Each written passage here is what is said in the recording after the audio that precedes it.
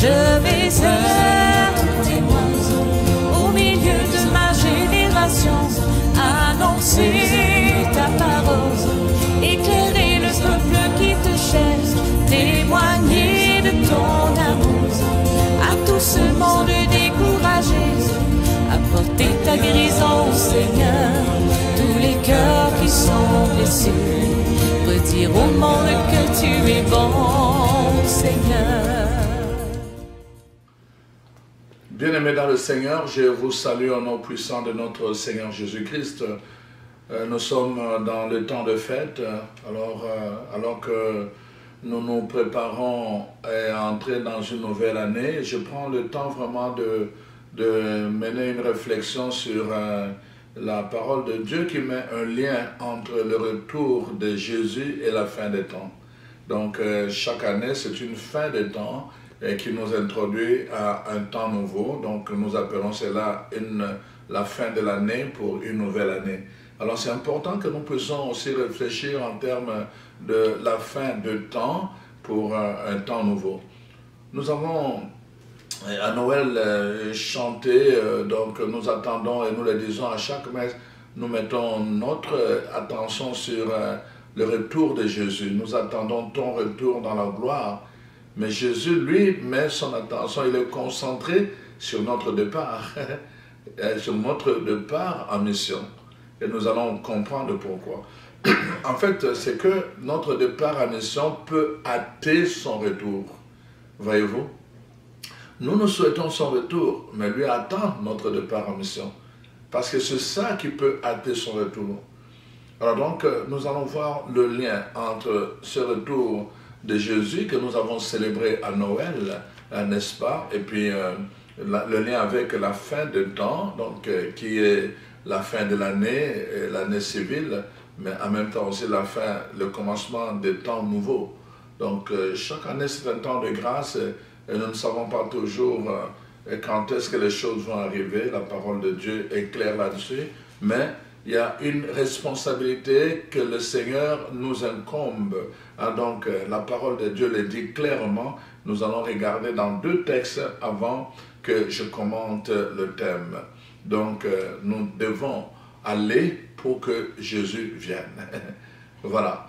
Alors, je prends d'abord dans l'évangile de Matthieu. Je vais prendre le chapitre 24. Alors, voici, je vais lire à partir, évidemment, du verset 3 jusqu'au verset 14. Voici ce que la parole de Dieu dit. Tout commence par une question. Jésus s'assit sur la montagne des Oliviers et les disciples vinrent en particulier lui faire cette question.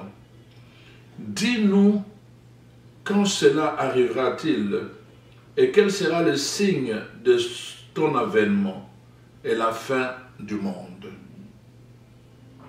Jésus leur répondit, prenez garde que personne ne vous séduise, car plusieurs personnes viendront sous mon nom en disant c'est moi qui suis le Christ, et ils séduiront beaucoup de gens. Vous entendrez parler de guerre, de bruit de guerre, vous entendrez parler de tout cela. Gardez-vous d'être troublés.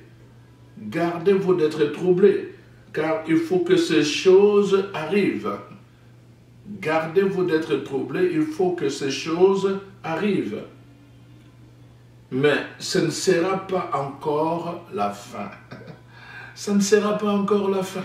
Voyez-vous, une nation s'élèvera contre une nation, un royaume contre un royaume, et il y aura en divers lieux des famines et des tremblements de terre.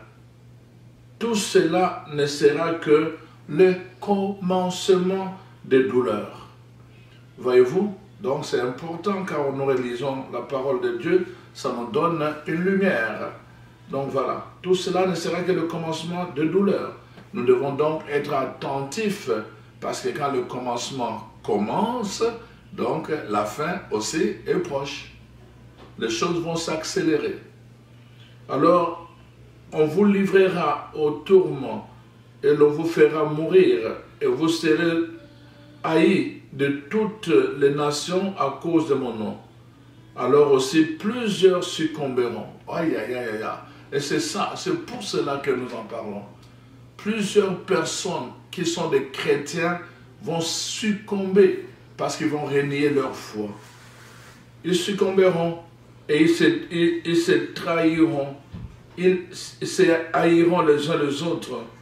Et plusieurs faux prophètes s'élèveront en ce moment-là et séduiront beaucoup de gens. Voilà pourquoi nous devons faire attention d'abord par rapport à nous-mêmes, parce que nous pouvons succomber à cause de douleurs de l'enfantement.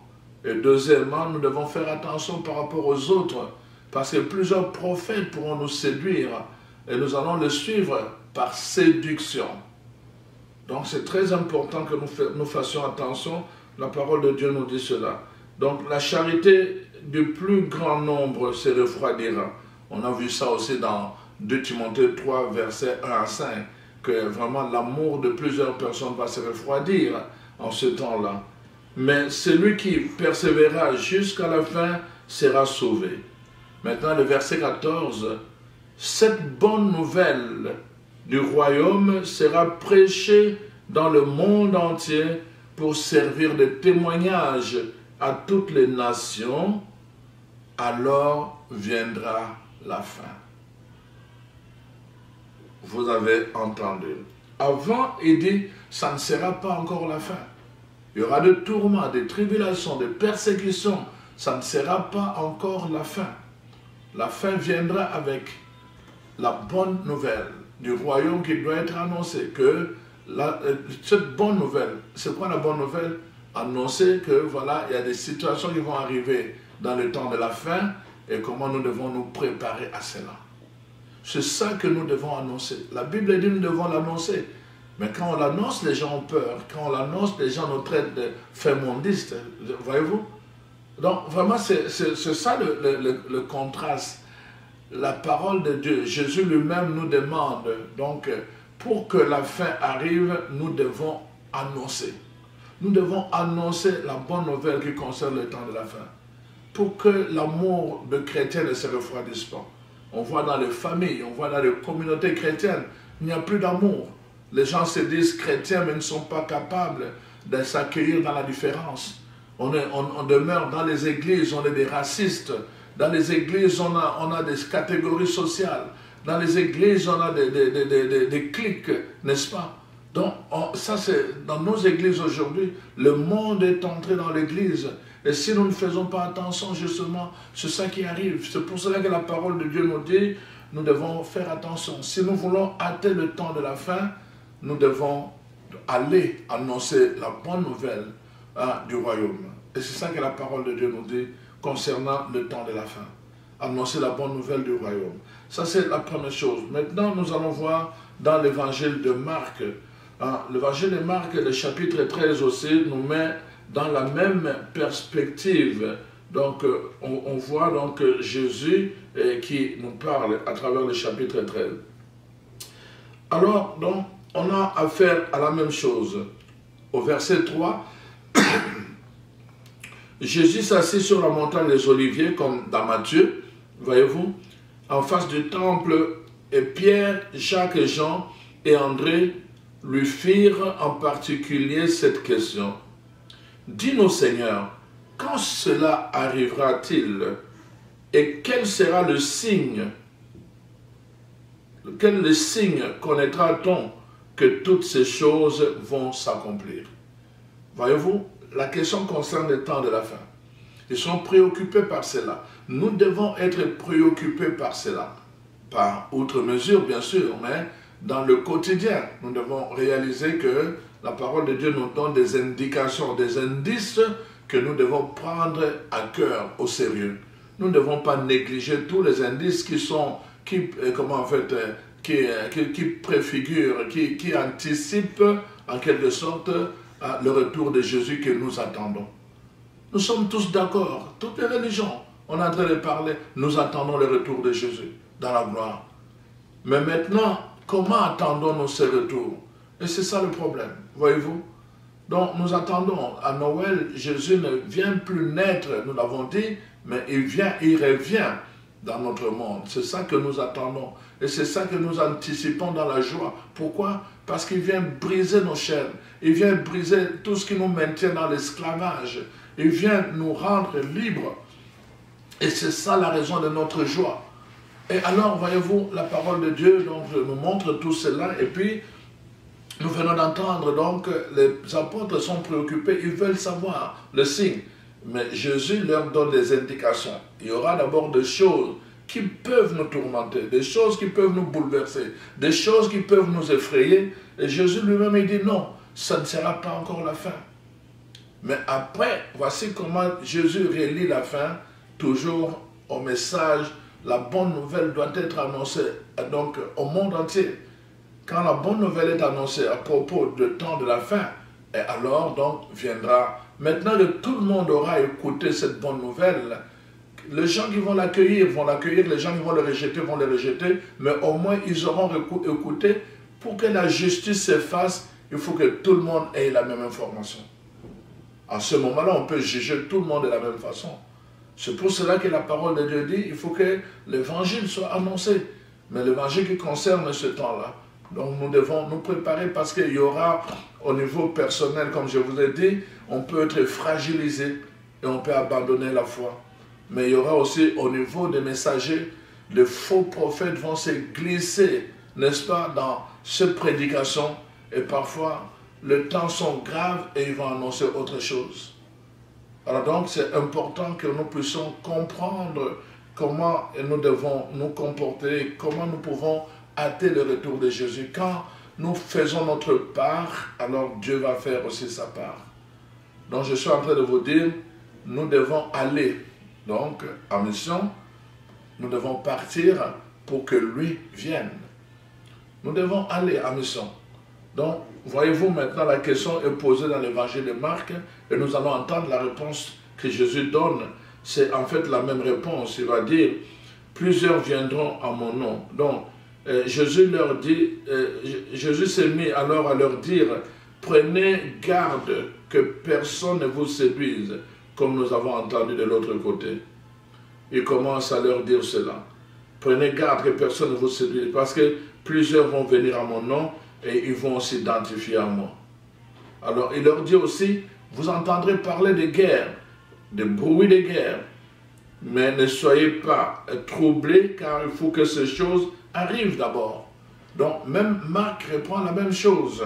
Ces choses doivent arriver d'abord, mais ça ne sera pas encore la fin. Voyez-vous, une nation s'élèvera contre une autre nation, un royaume contre un autre royaume. Il y aura des tremblements de terre en divers lieux, il y aura de famines, et ce sera le commencement. Ça ne sera pas encore la fin, ça ne sera que le commencement. Et alors, deuxièmement, il dit, prenez garde à vous-même. D'abord, prenez garde d'abord par rapport aux faux prophètes, mais aussi prenez garde à vous-même, n'est-ce pas, afin que, parce que vous aussi, vous serez persécutés, vous serez livrés aux tribunaux, et que plusieurs ne sauront pas persévérer, ils vont abandonner. Prenez garde à vous-même. Alors, voici maintenant, quand on vous amènera, n'est-ce pas, pour vous livrer et tout ça, et puis, voilà. Donc, tout cela, la parole de Dieu nous dit que comment les choses vont se faire. Alors, le Seigneur nous montre comment il y aura, n'est-ce pas, beaucoup de choses qui vont se passer, mais ce qui nous intéresse, c'est le verset 10. Mais il faut premièrement que la bonne nouvelle soit prêchée à toutes les nations. La bonne nouvelle doit être prêchée à toutes les nations. Pour que la fin arrive, que le retour de Jésus se fasse, il faut que la bonne nouvelle soit prêchée à toutes les nations. Voilà pourquoi c'est vraiment, Dieu en fait une priorité. Nous devons vraiment entrer dans la priorité de Dieu. Dieu fait une priorité. C'est pour cela que les dernières paroles de l'évangile de Matthieu, Jésus dit dans l'évangile de Matthieu, le chapitre 28, n'est-ce pas, verset 18, « Tout pouvoir m'a été donné dans le ciel et sur la terre. Voici, je vous envoie. Allez dans le monde entier. Allez. Nous devons aller. Allez dans le monde entier. Faites des disciples. Allez dans le monde entier, faites des disciples.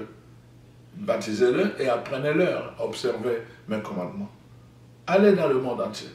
Faites des disciples. C'est ça, en fait, que Dieu attend. Dieu est concentré, en fait, sur cela.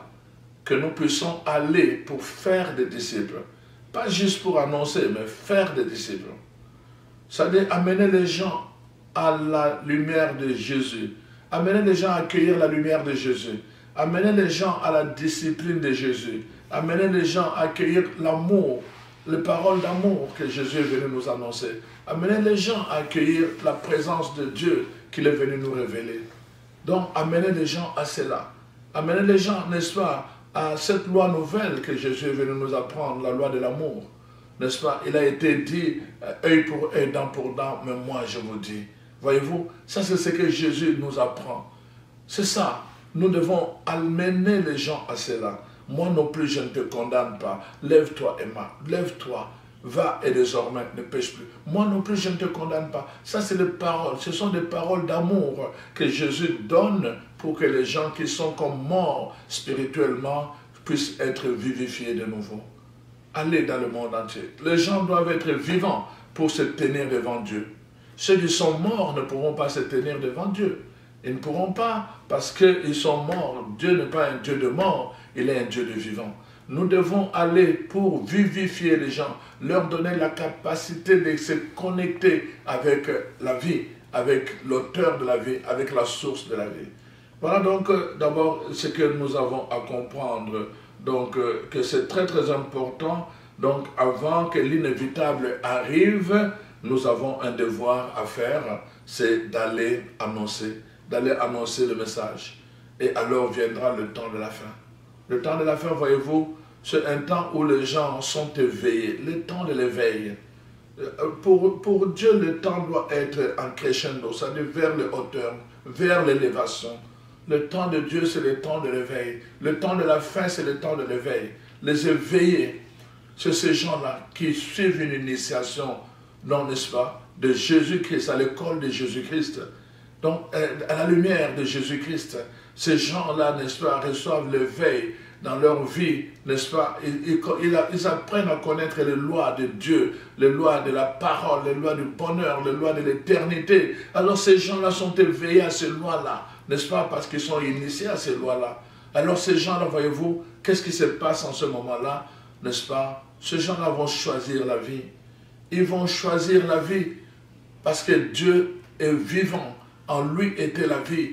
Ils vont choisir Jésus parce qu'ils vont reconnaître en Jésus la vie. Voyez-vous? Donc c'est ça notre travail aujourd'hui. C'est ça. Nous devons vraiment amener les gens à choisir, pas par la peur, mais parce qu'il y a l'amour. L'amour attire l'amour. La peur repousse l'amour. Alors donc, nous devons annoncer ce message d'amour. Dieu a tellement aimé le monde. Il a tellement aimé le monde qu'il est venu pour que c'est l'amour, n'est-ce pas, qui vient sauver ce qui était perdu. Ce n'est pas la peur, c'est l'amour. Se sentir aimé. Quand quelqu'un se sent aimé, ça sera automatique qu'il va demander pardon. Quand quelqu'un se sent aimé, ça sera automatique, il va rétablir, restaurer la communion. Quand quelqu'un se sent aimé, il va rétablir la confiance. C'est l'amour qui guérit, c'est l'amour qui restaure, c'est l'amour qui pardonne, c'est l'amour qui élève, c'est l'amour qui purifie. C'est cet amour-là qui prend patience. Cet amour-là, n'est-ce pas? C'est cet amour, n'est-ce pas, qui amène les gens finalement à aimer Dieu et à croire en lui par amour. Et aussi à donner sa vie pour témoigner et devenir un témoin par amour à l'amour que Dieu nous a manifesté. Seul l'amour peut le faire, la peur ne peut pas le faire. Le temps de la fin, c'est le temps de l'élévation. À la fin de chaque année, nous devons nous évaluer par rapport à l'élévation. Comment nous nous sommes élevés, comment la parole de Dieu nous a élevés, comment notre relation avec le Seigneur nous a élevés en termes de qualité de vie, en termes de qualité de parole, en termes de qualité de connaissance, en termes de qualité de communion avec Dieu. Le temps de la fin, c'est le temps de l'élévation. On doit aller en crescendo. Comment la lumière a brillé? Est-ce que nous sommes allés dans l'intensité de la lumière ou bien que nous sommes restés au niveau vraiment à une lumière faible de bougie? Le bougie, c'est la faiblesse. On doit tendre vers la grande lumière. On doit tendre vers cela. Le temps de la fin, c'est cela. C'est le temps de la maturation. Quand un arbre atteint la maturation, il donne des fruits. Et quand le fruit atteint la maturation, il tombe. Et quand le fruit atteint la maturation, il donne à leur tour d'un arbre. Et un arbre atteint la maturation, il donne à son tour des fruits. Et le fruit tombe, maturation, il donne encore des arbres. Et le cycle continue vers la lumière et vers la vie. Parce que les deux vont ensemble. Le temps de la fin. Ce n'est pas juste une affaire de dire bonne année, heureuse année. Mais bonne année en quoi? Heureuse année en quoi? C'est par rapport à l'élévation. Nous devons nous élever. Regardez les arbres. Ils s'élèvent toujours vers la lumière. Mais regardez tout, les papillons. Quand les papillons, c'est la chenille, dès qu'ils s'éclosent, ils s'élèvent, ils s'élèvent. Le premier mouvement, c'est avec les ailes, ils s'élèvent. C'est la première chose. Nous devons aller d'élévation en élévation, de gloire en gloire et de témoignage en témoignage. On ne peut pas rester tout le temps là. Des bougies qui brûlent, et puis à un moment donné, ils s'éteignent parce qu'ils n'ont plus de cire. Non, nous sommes appelés. La parole de Dieu le dit clairement. Même si l'obscurité, Isaïe 60, l'obscurité envahit l'univers autour de vous, votre lumière brillera. Votre lumière brillera parce que vous serez en contact avec la lumière. La lumière de la lune brille parce qu'il est en contact avec le soleil. Le temps de la fin, c'est ce temps-là où notre communion avec Dieu nous rend des dieux sur la terre. Nous commençons à agir comme des dieux. Le temps de la fin, le temps de la maturation. Et alors, la mort ne nous fait plus peur. Le nombre d'années ne sont qu'en fait des nombres de vies. Regardez dans le mot vieillissement. Quelle est la racine du mot vieillissement? Quelle est la racine du mot vieillir? C'est la vie. C'est la vie qui atteint la maturation. C'est la vie qui atteint la maturation. On vieillit, on accumule des années d'expérience et on acquiert la maturation. On n'a plus peur. On n'a plus peur parce qu'on sait qu'avec la maturation, il y a encore la vie qui va jaillir au bout parce que la lumière du soleil est là. On va produire des fruits. Notre fruit va engendrer des arbres et les arbres vont engendrer des fruits et les fruits vont engendrer des arbres. C'est le principe pourquoi aurais-je peur. Il y a une partie de moi qui sera, n'est-ce pas, dans l'éternité et une partie de moi qui doit aller à la terre, notre mère.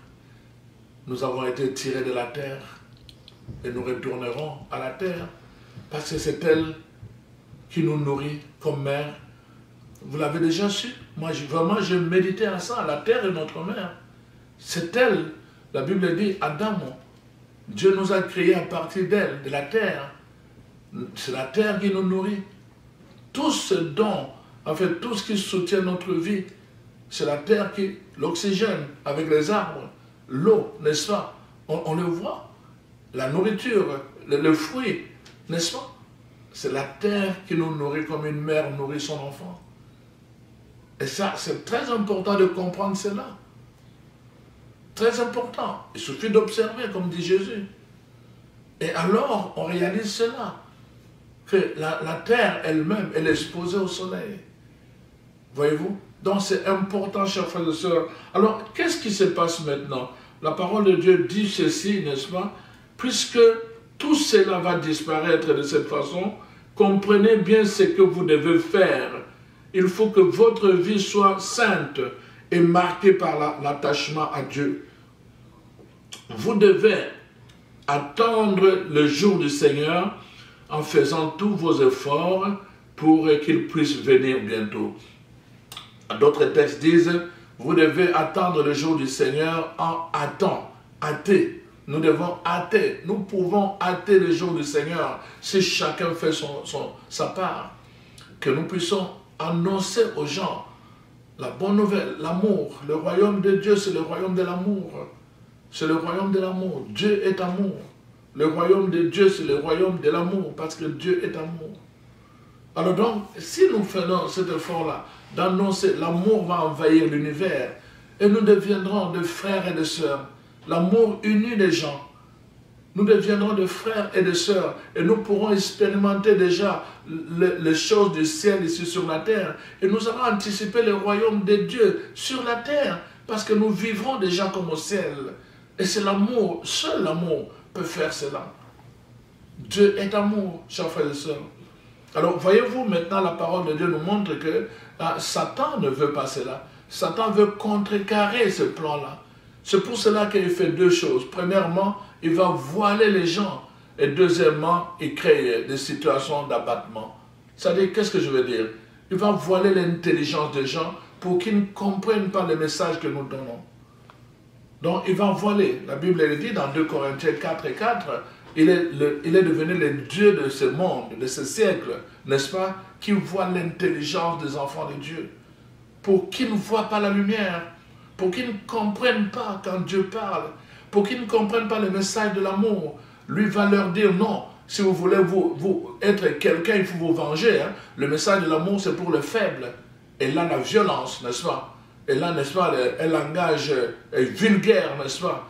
Il va dire, bon, si vous voulez vraiment atteindre, il faut faire ceci. Donc, les gens tombent dans de manière de faire, pour ne plus être soi-même, on se drogue, n'est-ce pas? On tombe dans l'alcool, dans la drogue, dans tout. Et il va vous dire, bon, utilisez votre corps comme vous voulez pour séduire les gens. Et les gens vont utiliser leur corps, n'est-ce pas, pour séduire les gens.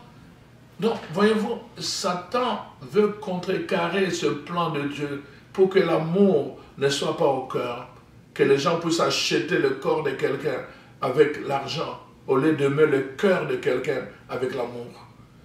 Pour que les gens puissent entrer dans une autre dimension, non pas par la méditation, mais en allant prendre la drogue, n'est-ce pas? Satan va faire utiliser tous ces moyens pour contrecarrer. Et deuxièmement, il va mettre, n'est-ce pas, l'abattement. C'est-à-dire des situations où ils vont nous abattre. Parce qu'il sait qu'un âme qui est abattu, elle n'est pas capable, n'est-ce pas, de se connecter à Dieu. Une âme qui est abattue, n'est pas capable, il est facile d'être manipulé. Alors donc, Satan va créer des situations d'abattement pour que plusieurs personnes ne soient pas capables d'être connectées à Dieu, mais qu'ils soient capables d'être manipulés. Alors, quand ils sont dans l'abattement, lui-même vient leur proposer des solutions faciles. Ah, tu vois, il faut faire ceci, il faut voler, n'est-ce pas? Tout le monde vole, pourquoi toi tu veux rester juste? Ah, il faut faire ceci, tout le monde fait ceci, pourquoi toi tu veux rester juste? Voyez-vous, chers frères et sœurs, et nous sommes dans ce monde-là. Voyez-vous? Alors donc, il est très très important, il va se servir du désespoir et de l'abattement, n'est-ce pas, pour désarmer et décourager les enfants de Dieu. Ceux qui veulent, n'est-ce pas, ceux qui veulent grandir, ceux qui veulent prendre au sérieux le commandement de Jésus d'aller vers le monde. Il va les décourager. Il va décourager tous ceux qui veulent aller former les disciples. Il va créer des situations autour d'eux pour qu'ils soient abattus, qu'ils soient découragés, désespérés. Et ça, c'est ce qu'il va faire. Mais quand nous comprenons qu'il y a des âmes, n'est-ce pas, à sauver, à amener auprès de Jésus pour qu'il les sauve, qu'il y a des âmes, n'est-ce pas, à faire des disciples, nous devons, n'est-ce pas, suivre, entendre la voix de Dieu comme Ézéchiel a fait. Dieu lui dit, vois-tu ces ossements? Est-ce qu'ils peuvent survivre? Il dit, je ne sais pas. Alors il lui dit, souffle sur ces ossements. Et quand Ézéchiel a écouté la voix de Dieu, quand il a obéi à cette voix, il a soufflé, et on nous dit, ces ossements sont devenus, de ces ossements, une armée, une grande armée a surgi. Dieu veut surgir une grande armée de disciples. Des disciples, mais il a besoin de gens qui comprennent les lois de la fin. Les lois de la fin. Alors vraiment, je prie Dieu pour que tu sois parmi ces gens-là. Les gens-là qui ne sont pas simplement en train de compter les temps de façon chronologique. Une année passe, on va fêter, on va boire, on va danser, vraiment dans la noirceur, dans les ténèbres. Mais des gens qui prennent conscience qu'ils sont là, vraiment, ils doivent être dans une position d'éveil. Des gens qui veillent comme des gardiens, des veilleurs, qui ne dorment ni ne sommeillent. Pourquoi? Parce que le monde est en danger. Pourquoi? Parce qu'il y a un cri qui est lancé déjà. On voit déjà la première partie, le commencement des douleurs est déjà lancé. Alors nous devons hâter la fin. Mais pour le faire, nous devons aller. Nous devons aller former des disciples. C'est la seule condition pour que le temps de la fin arrive. Pour que le temps de la fin arrive. En cette fin de l'année, c'est une opportunité pour nous de penser à cela, comme je vous l'ai dit. Ne considérez pas le temps simplement en termes d'accumulation des heures, des jours, des semaines, des mois et des années, pour en faire une année, une fin d'année, une année nouvelle. Considérez les choses en termes de la qualité, en termes de la maturation. Nous sommes là, nous devons entrer dans un processus de maturation. Nous devons entrer dans ce processus initiatique, donc qui nous prépare, n'est-ce pas, à nous laisser instruire par les enseignements de Jésus, notre Maître. Voyez-vous, chers frères et sœurs, et ces enseignements doivent venir à nous comme la lumière qui vient nous éclairer dans le ténèbre de ce monde.